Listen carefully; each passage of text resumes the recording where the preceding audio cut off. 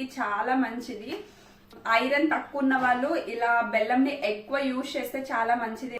Taste చాలా బాగుంది, తప్పకుండా మీరు ట్రై చేయండి. నమస్తే అందరికి.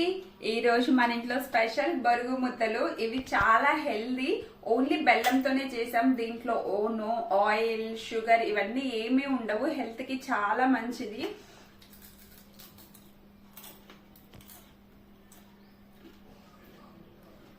బొరుగులు క్రిస్పీగా స్వీట్ గా అద్దరిపోయింది. అసలు చాలా బాగుంది. స్వీట్ కరెక్ట్ సరిపోయింది.